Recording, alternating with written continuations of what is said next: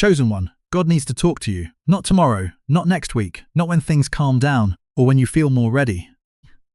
Right now, in this breath, in this moment where you are sitting, standing, or lying still, with this message reaching your ears, He has been trying to get through to you for longer than you realize.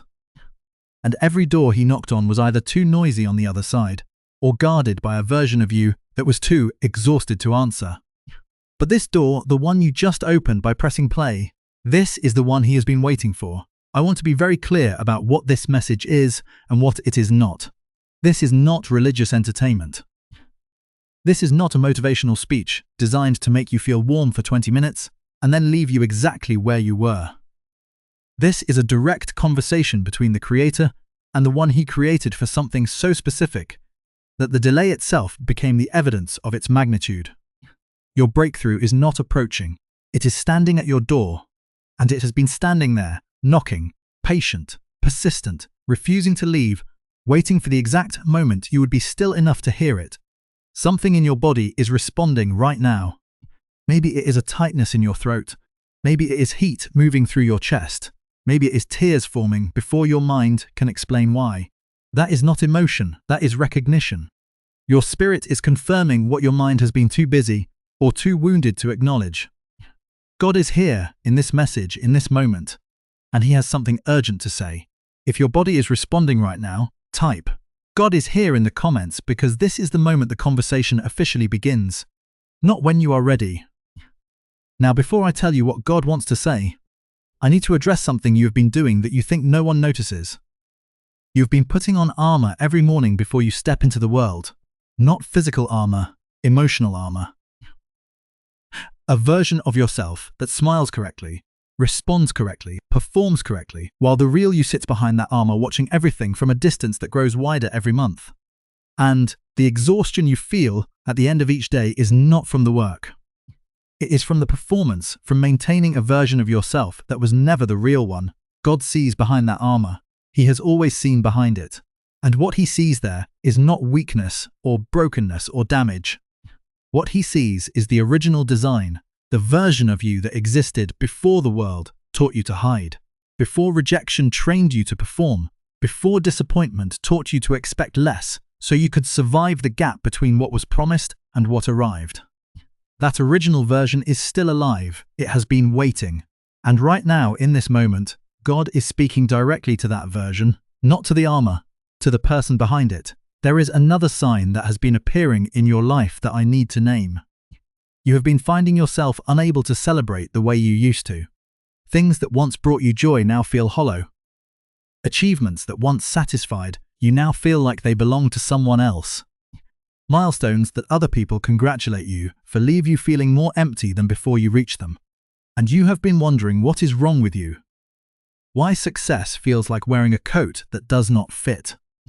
Why accomplishment leaves you more restless than failure ever did. Nothing is wrong with you. What is happening is a divine recalibration of your satisfaction threshold. God is raising the floor of what your spirit will accept, because the next season requires someone who cannot be pacified by substitutes. The old satisfactions were training wheels, and training wheels serve their purpose until the rider is ready for the real road. You are ready for the real road, and the restlessness you feel is not dissatisfaction, it is preparation. Your spirit is being tuned to respond only to the frequency of what was always meant for you. Let me tell you why this conversation could not wait. There is a reason God chose this exact day to reach you through this exact message, and the reason is not random. It is because you are standing at a threshold that only appears once in the timeline of a chosen life. A threshold between the season that broke you and the season that was always supposed to follow, and most people miss it. Not because they are unfaithful, because they are so focused on surviving the current pain that they do not recognize the door that the pain was designed to open. I have seen this pattern hundreds of times. The person most qualified for the next season is almost always the person least likely to believe they are ready for it. That is not a flaw in their faith. That is evidence that the preparation went deep enough to change them at a level they cannot consciously access. God does not prepare surfaces. He prepares foundations, and foundation work happens in the dark, underground, invisible to everyone, including the person being built. You are that person, and the fact that you do not feel ready is precisely the signal that the preparation is complete. I know that sounds contradictory. I know your mind is saying that readiness should feel like confidence, but divine readiness has never looked like human confidence. Divine readiness looks like exhaustion that still shows up, like faith that has been beaten down to a whisper, but has not gone silent. Like someone who has every reason to stop believing, but cannot bring themselves to let go of the promise. That is you. That is exactly you, and God sees it. He sees the nights you prayed and heard nothing back. He sees the mornings you woke up with the weight still there. He sees the moments you smiled for other people while something inside you was breaking apart quietly. He sees every single act of obedience that nobody celebrated, every sacrifice nobody noticed, every time you chose to stay when walking away would have been easier and nobody would have blamed you. He kept a record of every one of those moments, and right now in this message, He is reading that record back to you. There is something else God wants to name about your life. And this one tends to bring people to silence because it is so specific that it feels like someone read their private journal. You have been waking up with a heaviness that has no source, not a depression you can trace to an event, not a sadness attached to a loss you can name. A weight that is simply there every morning, pressing down on your chest before your first thought arrives. You have tried to pray it away. You have tried to exercise it away. You have tried to sleep it away. Nothing lifts it entirely because the weight is not coming from your circumstances. It is coming from the distance between who you are operating as and who you were designed to be. Your spirit is carrying the full blueprint of your calling. Your mind is operating at a fraction of the capacity required to execute it. The gap between those two things produces a weight that has no name in the human vocabulary, but God knows its name, and He is about to address it, and this one might be the most personal of all. You have been having conversations in your head with people who are not in the room, not daydreaming, rehearsing. You are rehearsing conversations that you know you will eventually need to have, but the right moment has not come yet. Conversations with family members about boundaries. Conversations with yourself about the life you settled for versus the life you were promised. Conversations with God about the gap between His promises and your reality. Those rehearsals are not signs of anxiety. They are signs of prophetic preparation. Your spirit is practicing for doors that are about to open, and the fact that you are rehearsing means the opening is imminent. If you have been faithful when faithfulness felt pointless, type I stayed in the comments, because what God is about to say next is specifically for the one who stayed when staying made no sense. I want to speak to the specific kind of faithfulness you carried, because not all faithfulness looks the same.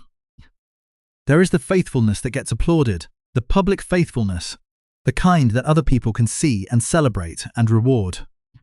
And then there is the faithfulness that nobody witnesses, the kind that happens at 2 a.m.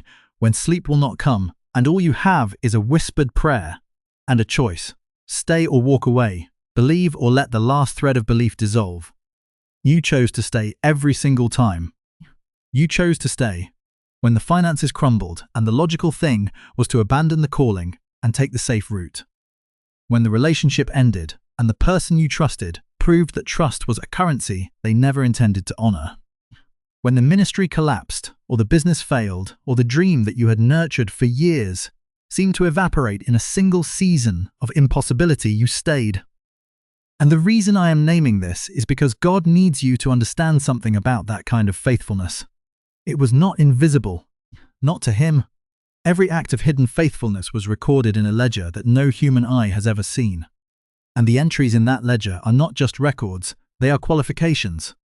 Each moment of invisible obedience qualified you for a specific dimension of the breakthrough that is now standing at your door. The door is not opening despite your pain. It is opening because of your faithfulness inside the pain. Here is what God wants you to understand about the season you just walked through. And I want to frame this in a way that your mind can receive because your spirit already knows it. The suffering was not the story. The suffering was the door frame. It was the structure through which the actual story was going to enter. And the reason you could not see that while you were inside it is because door frames only make sense from the other side.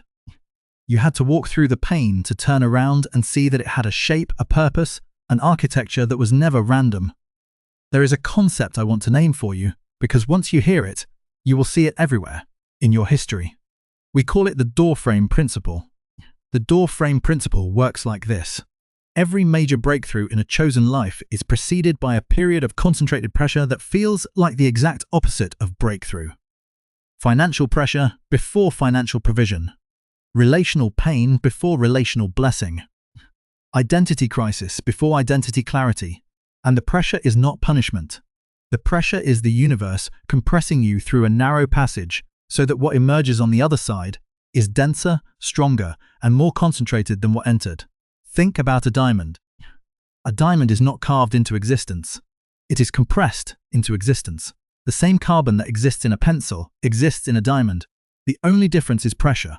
What you have been experiencing is not the universe trying to destroy you. It is the universe applying the exact pressure required to transform what was already inside you into something the world has never seen before. The raw material was always there. The season of pressure was the process. And the process is complete. You interpreted the pressure as God being angry with you. He was not angry. He was forming you. You interpreted the isolation as abandonment. He did not abandon you. He quarantined you.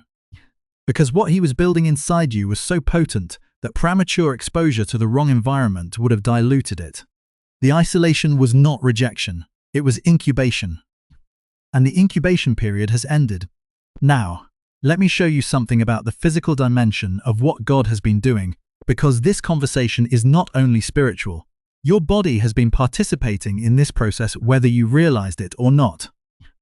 You have noticed changes in your sleep patterns over the past months, waking up at specific hours, often the same hour, 3 or 4 in the morning, with a clarity that the rest of the day does not match.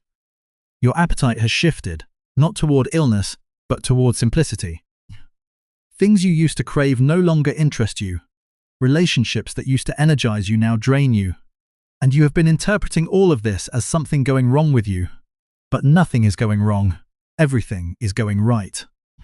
Your body is recalibrating to match the frequency of the season that is opening. When God prepares someone for a major assignment, the preparation is not limited to the spiritual realm. It extends into the physical body, the emotional patterns, the relational ecosystem, even the financial architecture of your life. Things fall away, not because you are losing, because you are being streamlined. The excess weight, emotional weight, relational weight, cognitive weight. All of it is being shed because the next season requires agility that the old weight would have prevented. There is something I want to speak to directly, because I believe it applies to you, and because no one has named it for you before. You have been carrying a specific kind of guilt that you have never confessed to anyone. Not moral guilt, strategic guilt. You feel guilty for wanting more. You feel guilty for believing that God has something extraordinary planned for you, when so many people around you are struggling with the ordinary. You look at your desire for breakthrough, and you wonder if it is selfishness dressed up as faith. Let me tell you clearly, it is not selfishness. Desire for breakthrough in a chosen life is not ambition, it is alignment. The desire itself was placed in you by the same God who placed the provision. You do not need permission to want what God already assigned to your name, and the guilt that told you otherwise was never from heaven. It was the last strategy of the old season trying to keep you small enough to manage. God does not waste a single tear. He does not permit a single sleepless night that does not serve the blueprint. And the blueprint for your life includes something so large that the version of you standing before the doorframe could not have carried it. But the version of you standing after the doorframe, the compressed version, the version that was shaped by every pressure point and every moment of faithfulness in the dark, that version is ready. Not ready in the way the world defines readiness, ready in the way that heaven defines it, tried, tested, emptied of everything that was not essential, and now standing before the provision, with nothing blocking the channel between you and what was always assigned to your name. There is a second layer to what has been happening in your life that most people never see, and it is the reason your breakthrough has felt so close, and yet so persistently out of reach.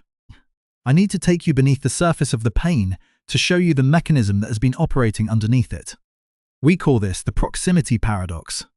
The proximity paradox is this: the closer you get to your breakthrough, the more intense the resistance becomes.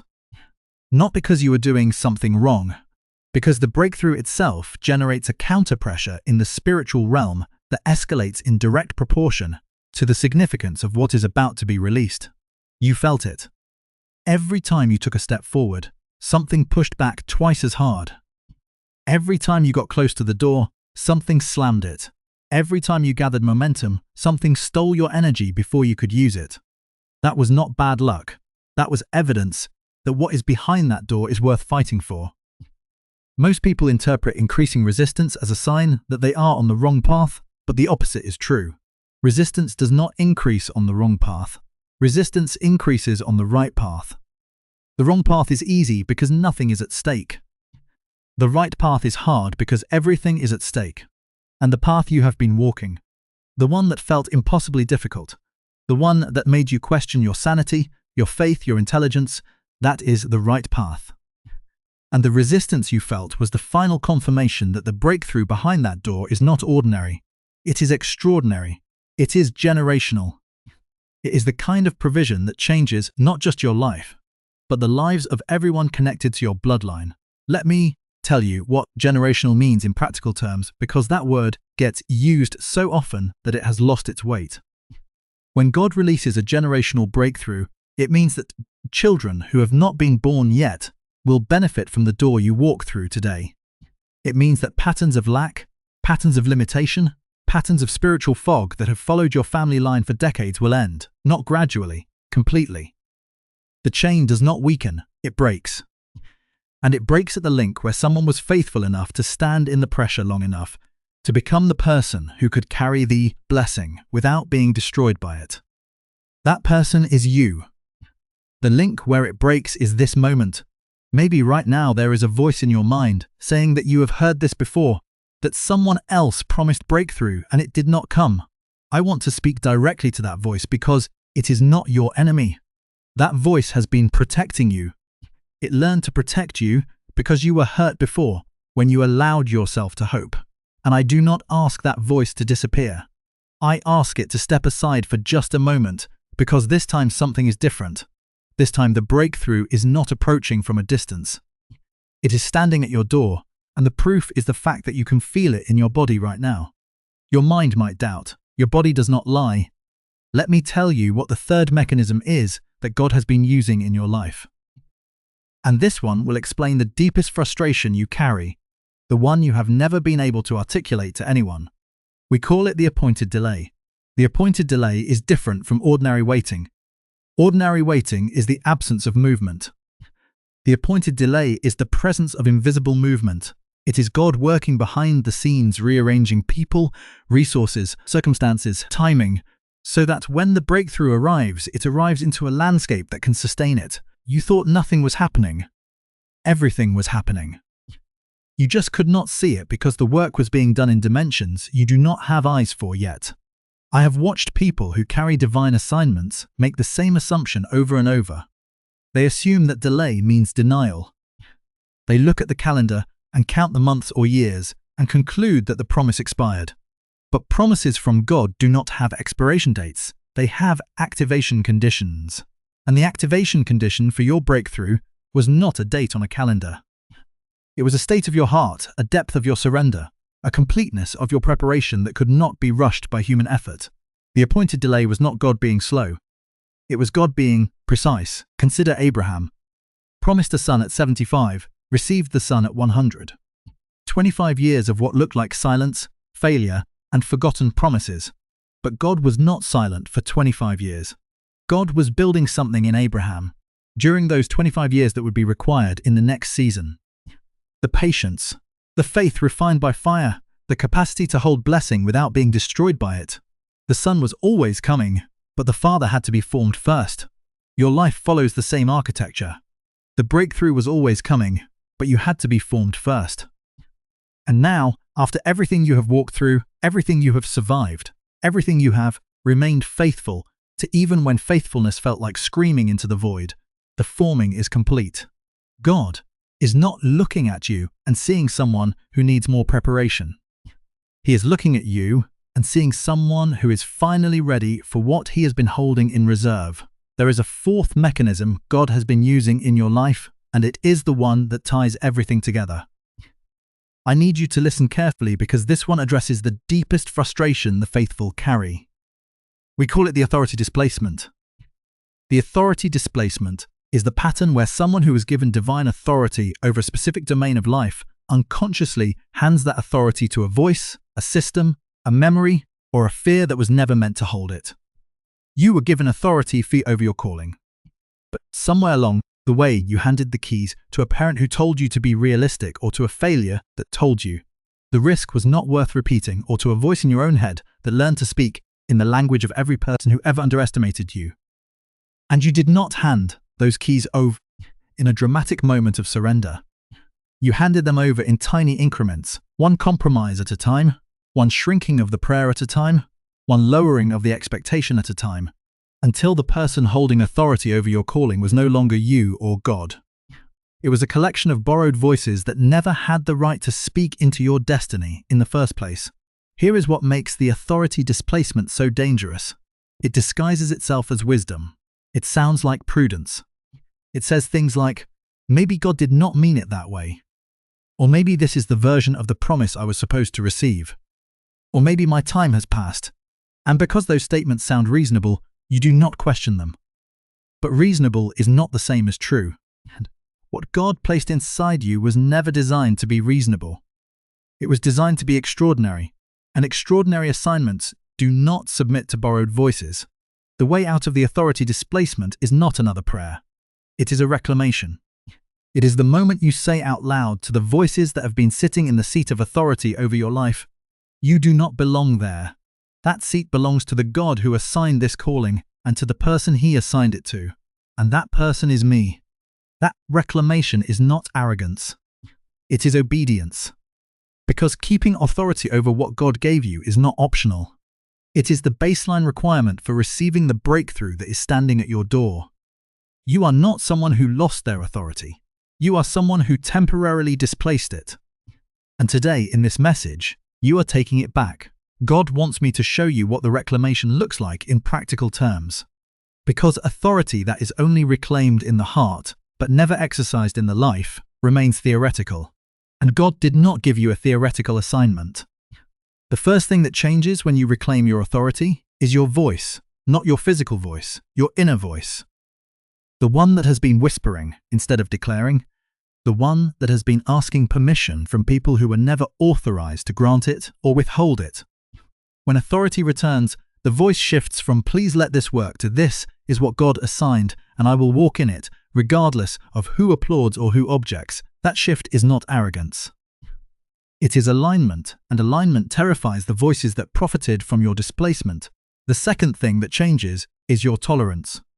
You will find that you can no longer tolerate conversations that shrink you, environments that require you to perform smallness, relationships where the unspoken agreement is that you will dim your light so that someone else can feel comfortable in the dark. These arrangements will become physically intolerable, not because you became difficult, because you became honest, and honesty in a chosen life is always the first casualty of displaced authority and the first sign of its return. The third thing that changes is your perception of time. When authority is displaced, time feels like it is running out. Every birthday feels like a countdown. Every year that passes without breakthrough feels like evidence that the window has closed. But when authority returns, time stops being an enemy and becomes an instrument. You realize that God operates outside of time entirely, and that the breakthrough he prepared is not subject to the calendar your anxiety has been watching. The door does not close on a divine appointment because you turned 40 or 50 or 60. The door opens when the person standing before it is ready to walk through it, carrying the full weight of their authority and ready. If you are still listening at this point, 20 minutes into a message that most people would have left after 3, that is not patience. That is destiny recognizing its own voice. Most people scroll past messages like this because their spirit does not resonate with the frequency, but you stayed. Not out of curiosity, out of recognition. Something inside you has been waiting for this exact conversation. And God knew the day you would hear it before the words were ever formed. Now, I want to pause and hold something in front of you. Over the past few years, something has been discovered in research laboratories that connects directly to the breakthrough God is orchestrating in your life. Not something mystical, something scientific, something measurable. And what they found is the reason you can hear God clearly in your spirit, but cannot always move on what He says with the speed the moment demands. Once you understand what they found, the gap between hearing God clearly and acting on what He says will make complete sense in a way it never has before. A team of neuroscientists, led by a doctor in New York, found something about the human brain that explains why spiritually sensitive people, the very people most hungry for breakthrough, are often the ones who struggle the most to translate spiritual knowing into action. Something so fundamental it traces back to a Nobel Prize, and so simple in application that when you hear it, you will wonder why nobody told you sooner. I am going to tell you exactly what they found later in this message, but right now, hold this question. What if the reason you hear God so clearly in your spirit, but cannot seem to move on what He says has nothing to do with your faith, your discipline, or your worthiness, and everything to do with something that was disrupted at the neurological level, something that can be restored? Let me give you something practical now that you can carry beyond this message, because God does not only speak in revelations, He speaks in instructions. And what I am about to share is an instruction disguised as a framework. I call it the three-gate breakthrough protocol. It is not theory. It is the operational sequence I have observed in every genuine breakthrough that has ever unfolded in a chosen life. Gate 1 is the surrender gate. This is where most people get stuck because they confuse surrender with giving up. Surrender is not giving up the promise. Surrender is giving up control of the delivery method. You have been praying for breakthrough, but you have also been prescribing exactly what the breakthrough should look like, when it should arrive, and through whom it should come. God is not ignoring your prayer. He is answering a bigger version of it. But the bigger version requires you to release the specifications so that He can deliver the full scope of what He prepared. Gate 2 is the recognition gate. This is where you train your spiritual perception to notice what God has already released. Because here is the truth most people are not ready to hear. Half of what you have been praying for has already been provided. It just arrived in clothing you did not recognize. The job that seemed beneath you is positioned in the exact industry where your calling lives. The relationship that seemed ordinary carries a frequency that will activate dormant gifts inside you. The resource that seemed too modest contains the mechanism your season requires. Stop looking for the burning bush. Start recognizing the still, small voice. Gate 3 is the receiving gate, and this is the one that challenges the faithful more than anyone else, because receiving requires a posture that years of striving have trained out of you. Receiving requires you to believe in your bones that you are worthy of what is arriving, not because you earned it through suffering, because you were chosen for it before the suffering began. The breakthrough was assigned to your name before the pain was. The pain was a corridor. The breakthrough is the room. Walk through the door that is standing open in front of you. Gate 3 is where the armor can finally come off. Not because the battle is over, because the one wearing it has been chosen to walk into the next room without it. I want to show you a picture of what the other side of this door looks like. Not in vague spiritual terms, in practical, daily, tangible terms, because vision is not a luxury for the chosen. It is a necessity. You cannot walk toward what you cannot see. On the other side of this door, you wake up without the weight. The heaviness that greeted you every morning for years is simply absent, not masked, not managed, gone. Your first thought of the day is not dread or rehearsal or survival calculation. It is clarity. You know what to do, and you know why you are doing it. And the distance between knowing and doing has collapsed. On the other side of this door, your prayers change, not in length, but in authority. You stop begging and start declaring. You stop asking God to notice you and start walking in the reality that He already assigned your name to the provision. The conversation with heaven shifts from a monologue of desperation into a dialogue of partnership. On the other side of this door, your finances begin to reflect your calling instead of contradicting it. Resources that seemed impossible begin appearing through channels you never anticipated.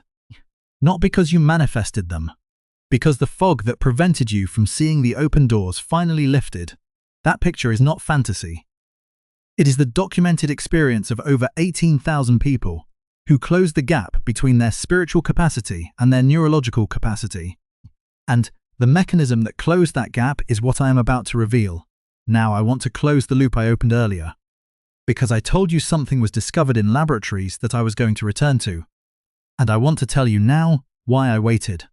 What they found is not information. It is a solution.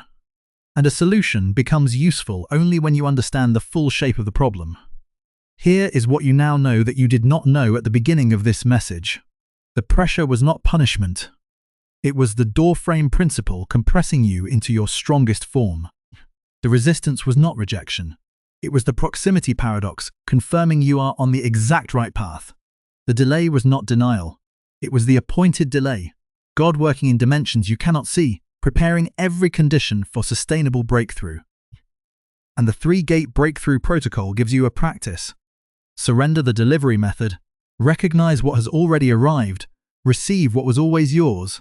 The identity that connects all of this is this. You are not someone waiting for God to notice you. You are the person God has been preparing a specific breakthrough for since before the foundation of the world. And the only question that remains is whether the instrument that translates His voice into your action is operating at the capacity it was designed for. That is who you have been. That is not who you are required to remain. Because knowing what God is saying and having the neurological capacity to act on it with the speed and clarity the moment requires are two different things. In 1981, a neuroscientist named Dr. Roger Sperry received the Nobel Prize for proving something about the human brain that, when you hear it in the context of everything we have been discussing, will make the gap between your spiritual life and your physical reality finally make sense. What he proved is that the brain has two hemispheres designed to operate in perfect synchronization. When they do, the result is whole brain activation, a state of simultaneous creativity, intuition, clarity, and decisive action that 98% of children operate in naturally. Less than 1 in 1,000 adults maintain that state.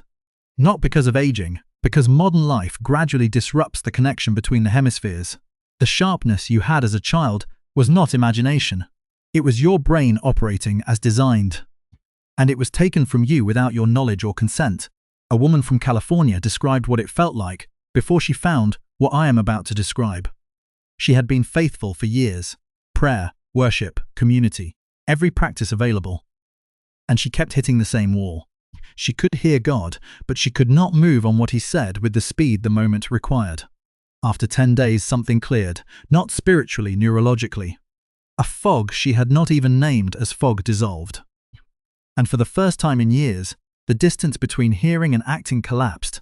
A man from Texas described it differently. A man who had spent years being responsible for everyone around him, while his own inner fire grew thin. He described prayer like sending letters to an address you were no longer certain anyone lived at. Not because God was absent, because the receiver was operating at a fraction of its capacity. 2 weeks later, the wall was gone. The receiver was restored. The conversation with God resumed at a depth he had not experienced since childhood. That is because of what the team led by Dr. Daniel Barone in New York spent years building. They took over an hour of clinical neural sync technology and compressed it into an 8-minute targeted auditory sequence. 8 minutes a day, headphones, eyes closed, no meditation required, no mantra, no effort beyond pressing play. They call it the Genius Switch. It is not a sound frequency product. It is not something designed to put you in a mood. It is a targeted auditory sequence specifically engineered based on the Nobel Prize research of Dr. Sperry to reconnect the two hemispheres and restore the whole brain activation that was the default state when you were a child. The version of your mind that heard God most clearly, the version that learned fastest, dreamed biggest, and acted most decisively, that was not childhood innocence. That was your brain functioning as God designed it. The Genius Switch is how you get that design back. The Genius Switch is not for everyone. It is for the chosen one who knows that God prepared not only the promise, but the mind that must walk into it.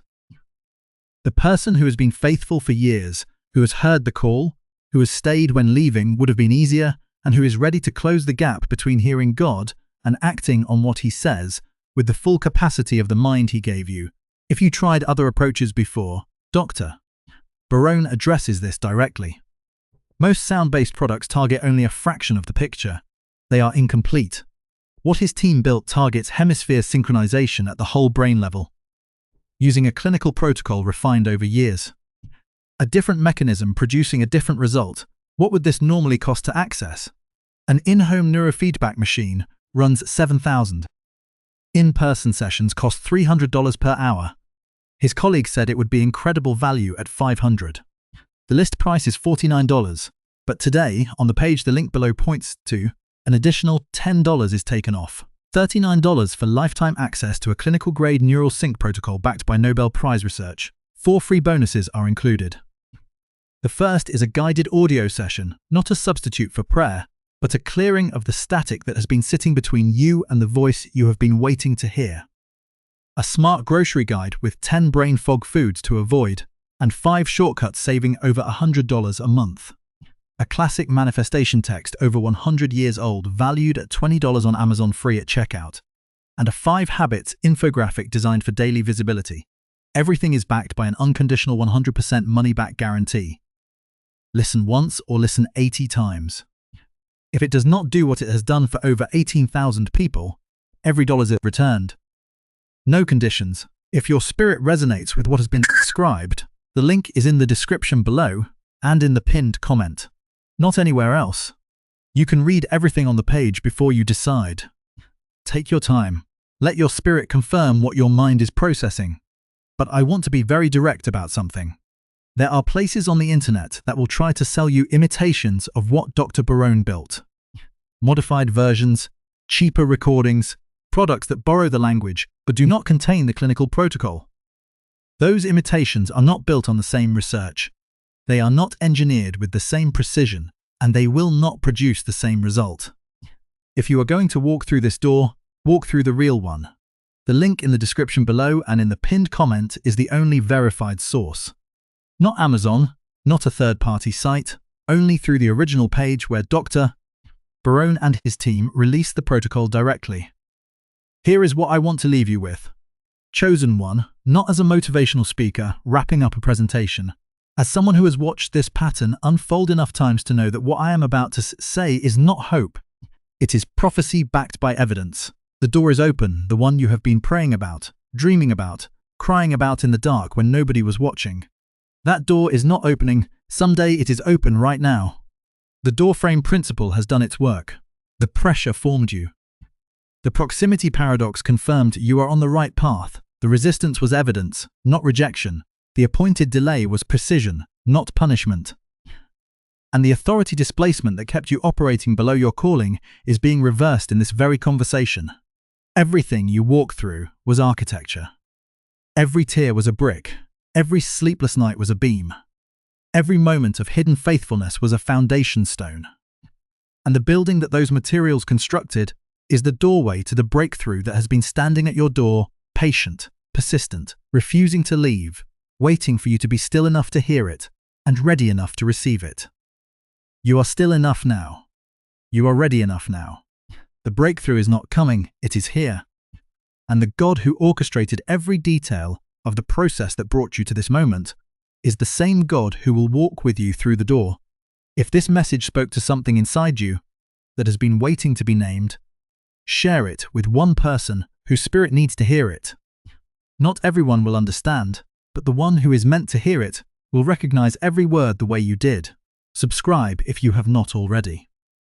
The next message God has for you will arrive through this channel. Type, "My door is open" in the comments, because a chosen one who declares it in public activates something that a silent agreement never reaches. The door is open, the breakthrough is here, and God, the one who started this conversation before you pressed play, is not finished with you.